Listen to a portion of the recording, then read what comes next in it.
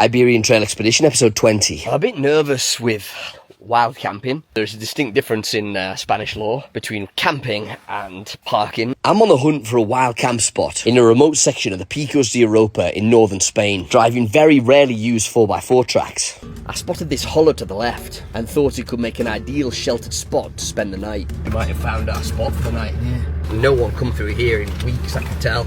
Get out and check it out. I jumped out of the cruiser to assess the situation, facing head-on to a spectacular view of the Picos de Europa just opposite. It is absolutely ideal, I think. This is sick, man.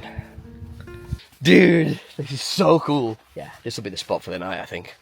I decided to settle in this spot for the night. A bit nervous with wild camping. I would argue that this is parking, and there's a distinct difference in Spanish law. And camping is when you all set up with table and chairs, awnings, that kind of thing. But parking is when you just parked in a parking space, and there's nothing illegal about sleeping in your car when you're parked. But here's the part that's open to interpretation. So Spanish law says that you could do nothing to expand the perimeter of the vehicle, and it'd be classed as parking. If you expand the perimeter of the vehicle, they class it as camping. So perimeter, in its raw definition, means round to the sides. So when the law was written, they're meaning awnings and stuff like that, you know, to make it bigger. But obviously with my pop top, I feel like some cops might be able to argue that I'm expanding the perimeter of the vehicle. So I could sleep downstairs, you know, it's not as comfortable as I sleep, but I can do that and be fully within the remit of the law. We'll see. I feel like it's going to be absolutely just like fine around here.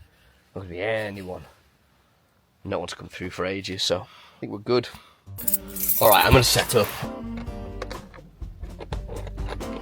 I opened the clasps of the roof on both sides of the cruiser and went around to the back to open the doors and start to set up.